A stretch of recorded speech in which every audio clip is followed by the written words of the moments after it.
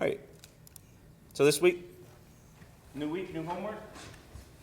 Homework 3, let's talk about it.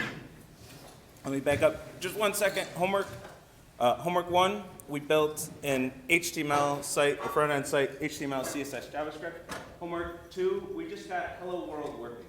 Run a server, and I realized the most difficult part of homework 2, which was intended, was setting up the TCP sockets. I didn't give any instruction with that. I showed an example in Scala, and I pretty much just said, go out, find documentation for your language of choice and stuff.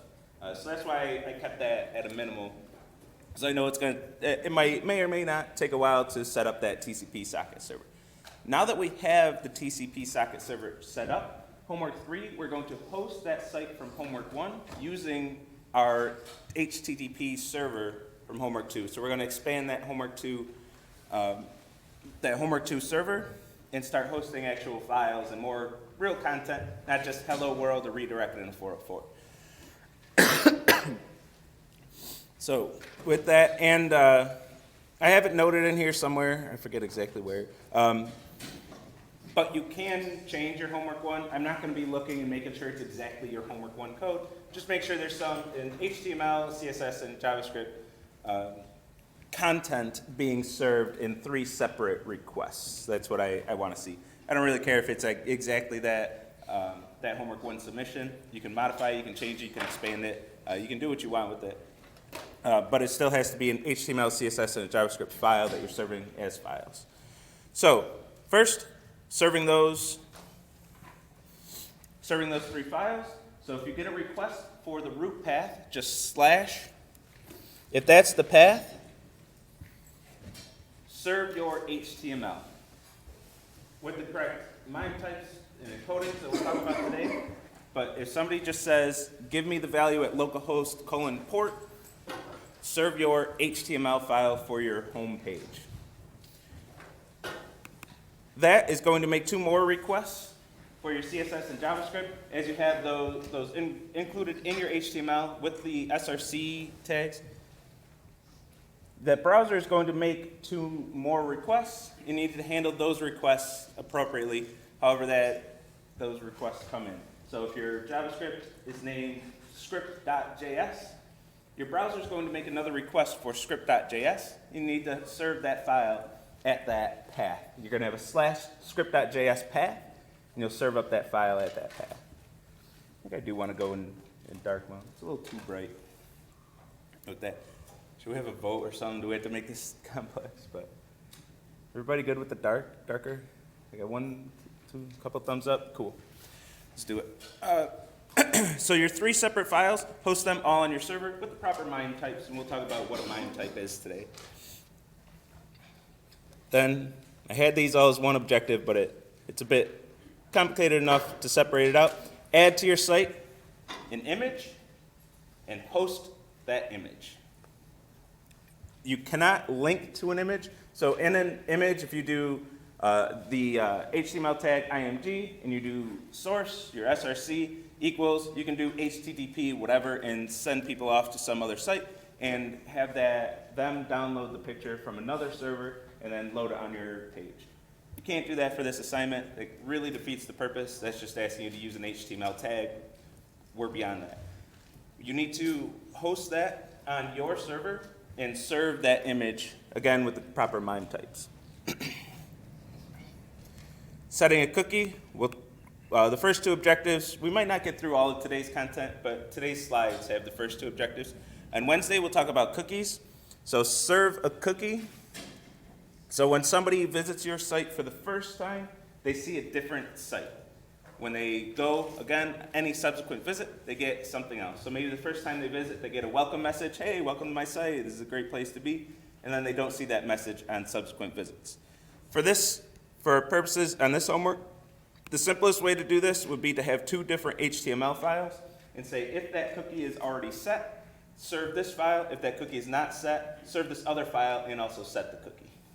So we haven't, next week we'll talk about HTML templates where we can inject different content into our HTML files directly. We haven't gotten to that yet, so easiest way for now, 2 separate HTML files and serve a different file, or maybe a different image on the page, or however you want to play that. Yes? How difficult to conditionally set a tag? It's not too crazy. Depends what you mean by that, I guess, to conditionally set a tag. So say if this cookie, then this HTML content changes. Yeah. It's not too difficult. It's just not something I have explicitly covered in lecture yet, so I don't want to make it a requirement. If that's the way you want to implement this one, go for it. So what you do is read your HTML from the file and then replace some of the content, do some string manipulation to change it, and make sure you get the right content length. Now that your content can vary based on that cookie, make sure you get the right content length in your headers. But we'll do HTML templates next week, and we'll learn about how to have one HTML file and have it serve all kinds of different content. And finally, a query string, which we'll talk about Friday. Take at least one query string with at least 2 key value pairs in the URL, parse it, and then serve custom content based on those query strings. Again, as I was just mentioning, we haven't done HTML templates yet, which we'll do fancier things with this come next week. For now, your query string can be a separate path than your site, and it can serve just plain text information. So you're not reading a file and replacing content and stuff like that, which we'll do next week. But you can just have a plain text string, add in the query values into that string, get the length of that string, or the length of the content to set your content length, and then serve that to the user. So this is what we want to learn this week. We want to be able to do all of this. So let's get to it. So today, all of objectives 1 and 2. Yes? Day 1, you said the HTTP homework is going to be very difficult. Is that this week or next week? All of them. Everyone. So what I mean is homework 1 is the easy one, is the way to look at that. All the other homeworks are like the normal difficulty for the course. Homework 2 is, depending on how quick you could get your TCP server set up, was either easy, difficult, medium, somewhere in there. But yeah, moving forward, there's no real easy ones. Homework 1 was the easy one, which was, it was still add drop and everything. I just wanted to get a homework, just everybody in the rhythm of things. That one was definitely the easiest one by far. This one's going to be actually a lot of this. Most of the class is a lot of string manipulation, parsing strings, and putting together strings, concatenating strings and things. And I want to go to the slides. All right, any other questions before we get into encodings? This is an exciting topic, be warned.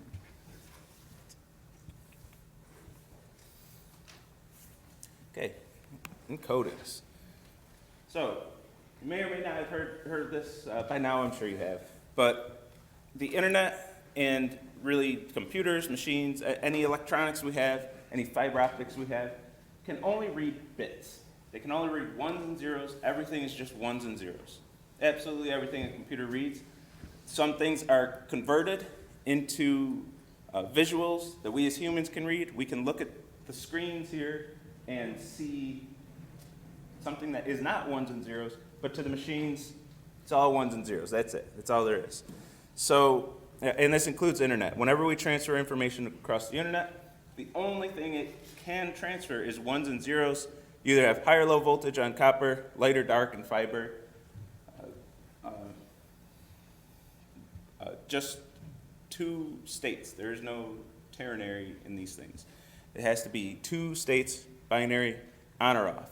So how do we send information over the internet, and specifically how do we send text over the internet?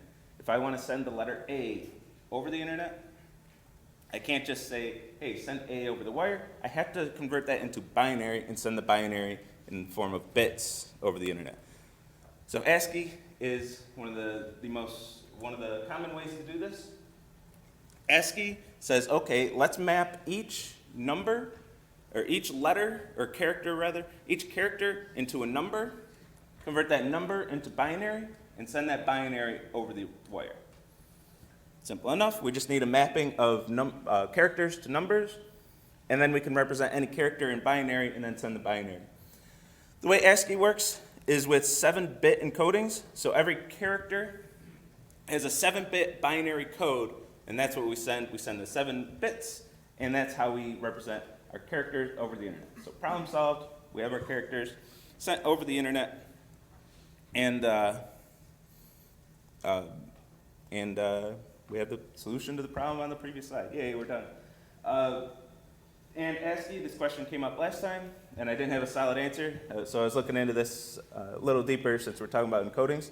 The headers of an HTTP request can only be guaranteed to be decoded in ASCII. So we can only use ASCII characters in the headers, and every browser has to be able to decode ASCII. This is, I was playing around with this just to test this out in different browsers, and a few browsers would accept UTF-8, which we'll talk about in detail later, but Unicode characters, any Unicode character, they would decode those in the headers and allow those in headers, and it was Firefox, that's the one that I mentioned earlier. Firefox was a little different. Firefox actually did not allow any other characters other than ASCII. It did decode these differently. So across browsers, we can only be guaranteed that ASCII is going to be properly decoded in the headers, and then in the headers, we can say, hey, the rest of the content is Unicode, and then use Unicode in the rest of the request. But ASCII, this is what we're stuck with in the headers of our HTTP requests and responses. Yeah? Doesn't that mean if we want to do any kind of routing stuff in any language other than English, we're kind of up the creek? You would give the escaped characters in Unicode. So you would give the bits, the bytes directly. Oh, okay, it just wouldn't interpret them. Yeah. And then when we get those bytes, we'll decode them ourselves. But so we have to encode and then put them in the headers.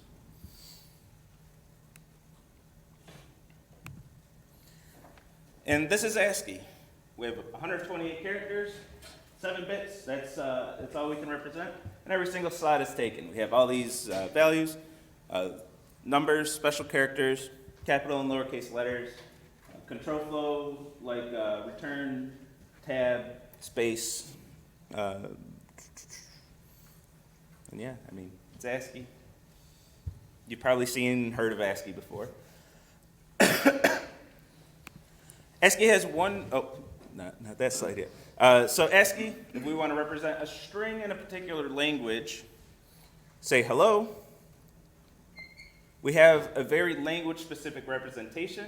It's up to each language how they're representing their strings.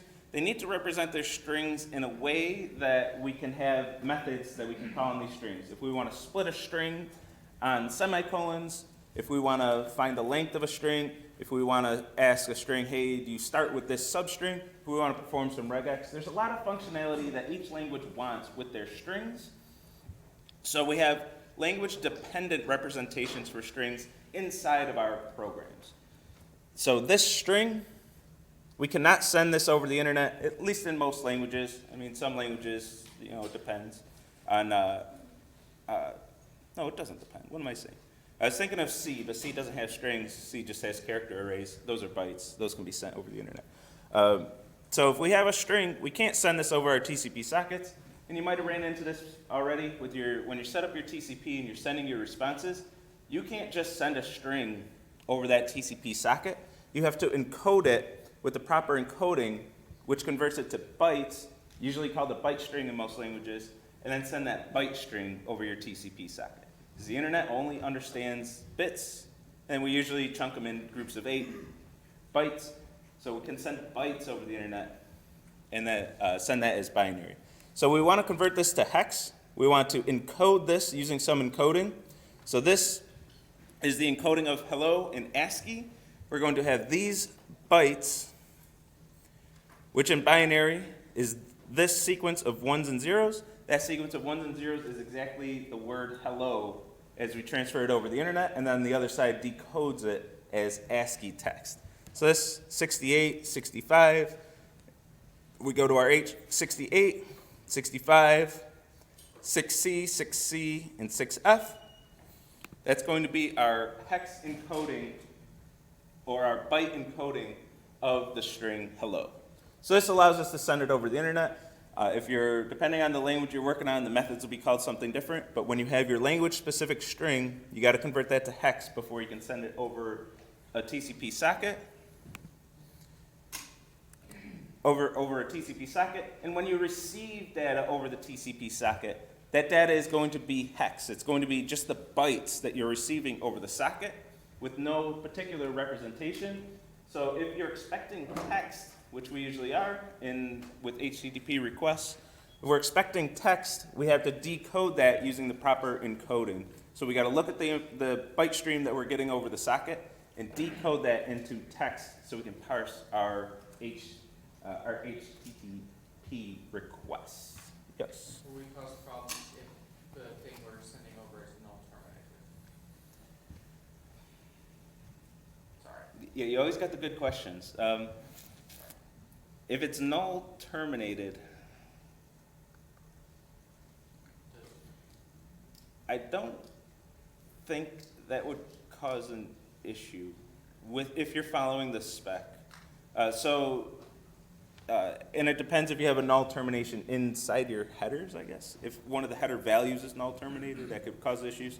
But what you do is read the headers of the request, find the content length, and then read that many bytes. Oh.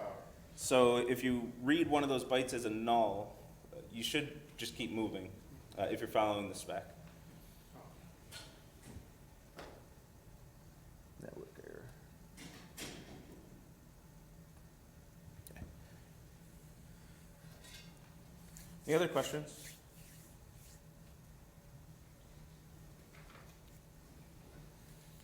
Okay.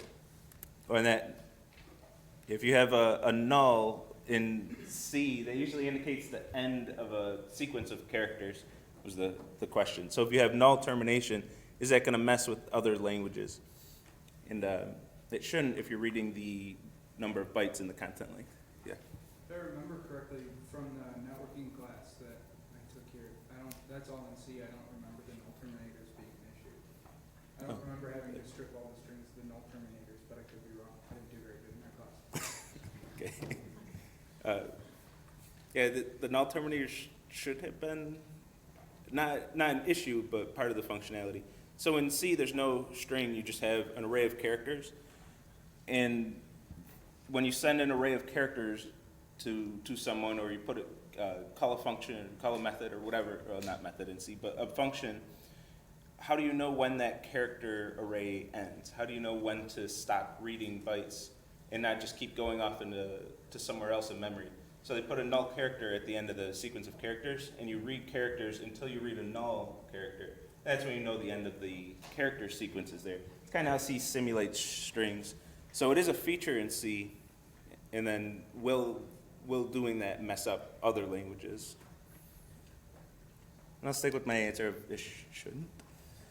Depends how everybody's implementing things. You use null termination though, right, in the class? I mean, yeah, there Okay. was parsing, but we never had to parse by null terminators, if I remember correctly. Okay. Yeah, it's interesting. I haven't touched C in a long time. I'm trying to. All right, well, yeah, we got to move on. We can talk about it some other time. All right. So there's one huge problem with ASCII. It's only 128 characters available. 7-bit representations. 128 characters is all we can encode with this, and every slot is already taken. So this is okay for English-only text. If we just want English characters, we have our uppercase, our lowercase, our numbers, our special characters, or anybody that uses that same alphabet, that English alphabet.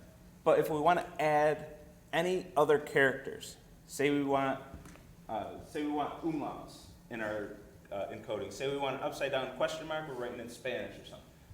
Say we have any language other than that uses a different alphabet, say we want to represent Chinese characters, we can't do any of that with ASCII. ASCII is very limited once we're outside of the United States or English-speaking countries in general.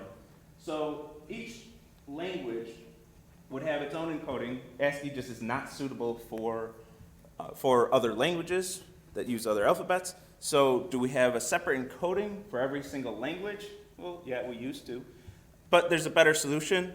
let's put all of this in a single standard, add more bits, more than 7 bits, and we call this UTF-8, this new standard that completely took over at least the internet. Any time where we have to communicate across regions, UTF-8 is the standard go-to encoding. It can represent all, it just has every language, every character we can think of, including emojis and things like that, all just in one encoding, so we can represent all of these things, and then everybody speaks one encoding, and we're done. Just that one. No need to have all kinds of different encodings. So UTF-8, instead of just using 7 bits, we're going to use up to 4 bytes, so up to 32 bits, and it's a variable length encoding. For example, if we only have 1 byte and that byte starts with 0, the remaining 7 bits are exactly ASCII. So ASCII is a subset of UTF-8. So if we have ASCII encoded text, it is also valid UTF-8. So we want this backward compatibility with something very important. It's really why UTF-8 took off, one of the big reasons. We don't have to invalidate all of that ASCII, and servers in software could just update at their leisure, more or less, to adapt UTF-8 and upgrade from ASCII. If we want more bytes, we're going to start with however many bytes we want. We're going to start with that many leading 1s in the first byte, and then each continuation byte is going to start with 1 0. So if we want 2 bytes, we start with 2 1s, a 0, and then part of our character code, a 1, a 0, and then the rest of our character code. So now we can represent, I do want this one. So now we can represent a ridiculous number. I meant to run the numbers and figure out exactly how many characters we can encode, but it's in the billions of number of characters we can encode, which is more than plenty to be able to encode every, even languages that have symbols for each word, we can represent every single symbol, every single word, everything with just one encoding. Oh yeah, and the reason to have these leading bits, so I have this method here, show encodings. It's frustrating. Show encodings, which is going to give us some information about a string. So I want to first encode that string as UTF-8. For Python, the method is encode. It's a method of the string class, so you take your string.encode. If you don't give it, and then you give it the encoding you want to encode in. If you don't give it an encoding, if you don't give it an encoding, it'll default to UTF-8. It's really the standard these days. Most times, if we don't specify any encoding, most software out there today is going to just assume UTF-8. But I'm going to make it explicit for this example. So I'm going to encode that string and then print out some information. I want to print out the string as input, the string that's UTF encoded, the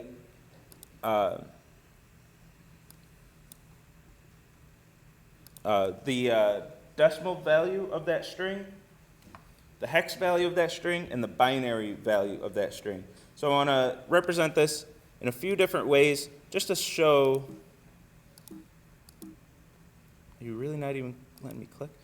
Just to show the different ways that it's encoded. Like, oh, I thought that was part of the, thank you. I just didn't see that at all. I probably should have read it too. Okay, well, I already knew that. The decimal representation, hex, and binary representation. So these should map to, the slide's closed. This lecture is going poorly. Why is it not even in my reason? So we should expect, for example, that first character, the decimal representation is going to be 104 for H, the hex is 68, and then the binary is going to be the binary representation of 6 and 8. For the hex values, which the first example is hello, So let's just see what each of these are. So for hello, let me run this and look at all the encodings. So for the string, just hello, obviously, that's what we expect. For the binary representation, the encoded, I'm still going to get hello. Python, when it's printed to the console, it's going to give me in this representation. But it's going to have that B there to represent that this is a byte string. This is not just this is not a regular Python string. This is a byte encoded representation of a string. And Python's nice enough to decode it for me, but it's going to tell me that it is a byte string. The decimal, these are the values from the decimal ASCII values, the hex ASCII values, that 104 and 68 for the H we expect. Hex is printed out with this 0x to represent, hey, this is hex information, so you're not confusing it with decimal. For example, some of these 68, 65, easy to mistake in those with decimal representations of 68 and 65 if there's no A, B, C's, D's, E's, or F's in that value. You might think it's decimal. 0x tells us, hey, this is a hex value.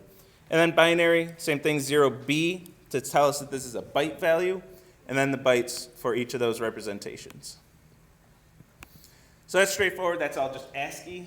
Even though we encoded in UTF-8, they're all ASCII characters, so we got the ASCII values there. Once we go to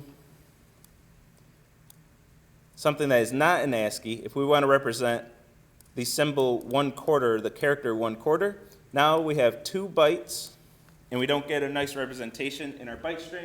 We get the hex values for 2 of those bytes.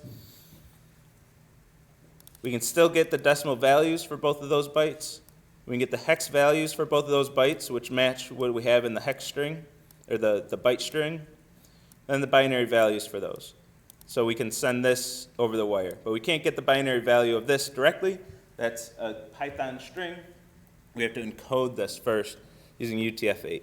So here we have 1 character, but we have 2 bytes. If we're setting our content length to 1 here, the user's not going to see anything. They're just going to get that first byte. It's only a partial UTF-8 code. It's going to start with 2 1s and a 0. So the browser's going to know, okay, there's 2 bytes in this thing, and it never gets the second byte. It gets it, but it won't read it because it's not in the content length. There's not much we can do after that. If we have more symbols, we just get more bytes, more to our encoding, as we'd expect. And, you know, I should have looked at what this symbol actually is. Anybody know what this symbol represents? It's probably not. I hope it's not something awful. I just picked a random one. I didn't think till just now that might say something pretty unsavory. I don't know. But whatever this symbol represents, it has a representation in Unicode with 3 bytes. We're going to start with that 3 1s and a 0, and each continuation byte starts with 1 0, and we have the encoded representation of that character. And we can also, in Python, just create our byte strings directly. If we just want to work in the bytes directly, I don't know why we want to do this, but maybe there's an application there. I can take these bytes for that representation, this ED959C, and write that directly as a byte string, and then decode it as UTF-8. And when I print that, I'll actually get that exact character, because those are the 3 bytes that represent this character. So when I decode that in UTF-8, those bytes map directly to that string, to that value. And you'll notice this, if you have some encoding issues, you ever open a file or read some content and it just looks like a whole bunch of garbage, it's usually because you open it with the wrong encoding. You maybe open it with a program that reads ASCII and the encoding was UTF-8, or just otherwise just the wrong encoding. You get a lot of just kind of garbage characters. Or you open up a binary file in a text editor, you'll just get a whole bunch of random stuff because it's trying to decode it using a character encoding, but those the binary values are just not actual encodings in UTF-8. So you get a bunch of garbage. But here, if we use the right bytes to represent a valid character in UTF-8, we can get that character. And one last thing, if we take a string containing only ASCII characters encode it with ASCII. This is mostly just to prove that point. Encode it with ASCII and decode it with UTF-8. This works just fine.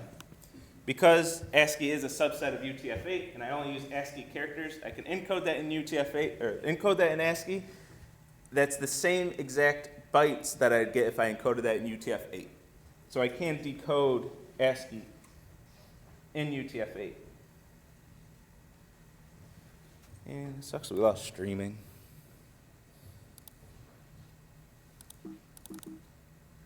Failed to connect.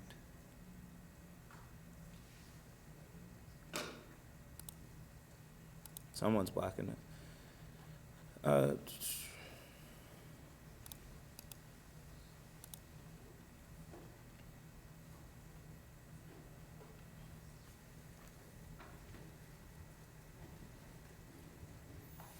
see if IntelliJ is going to work with me.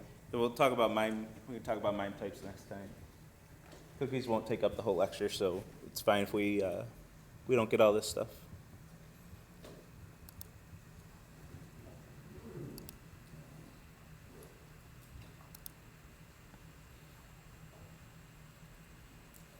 Don't open every project every time I open IntelliJ. Even on the restart, I wanted to open every single project.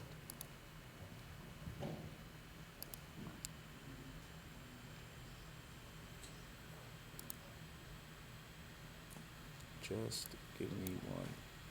All right, so if we have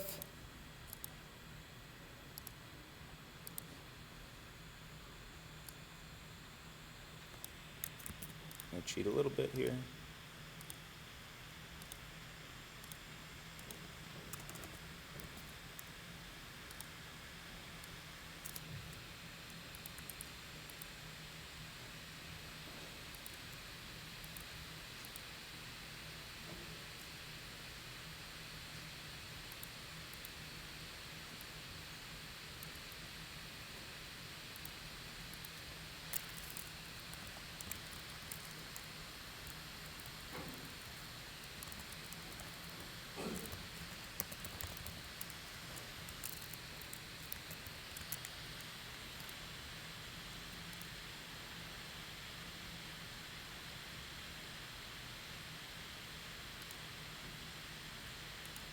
I don't believe you.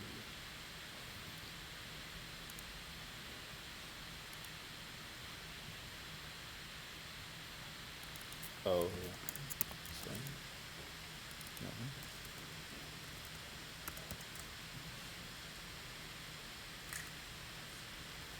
Oh, man.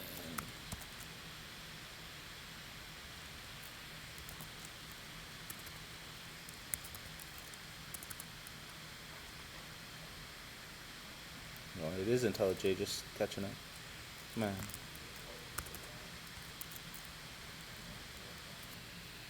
What's that? Thank you. Thank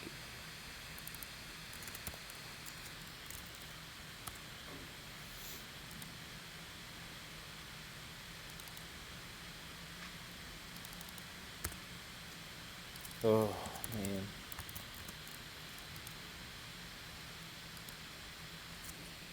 So, modifying the server example a little bit, I want to send a response. I was going to do that more live, but for the sake of time, I'm just going to cut and paste it.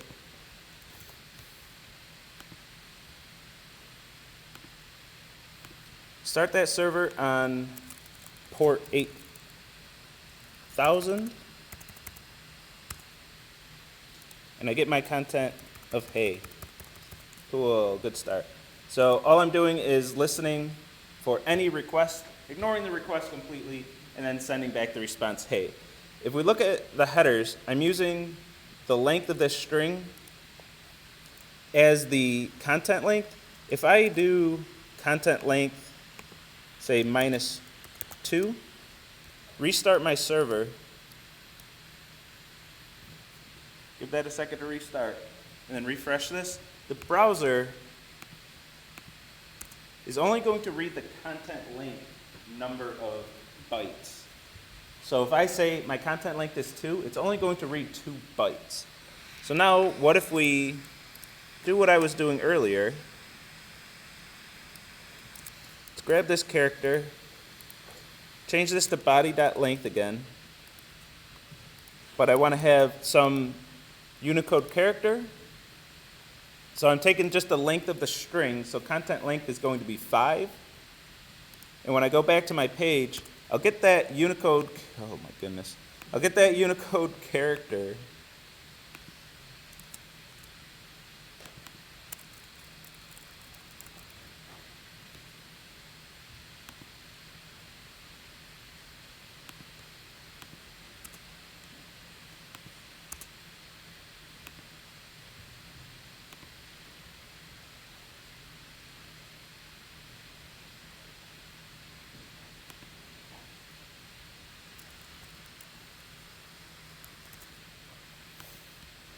Well, the character didn't render the way it's supposed to, but I must have to specify it in encoding.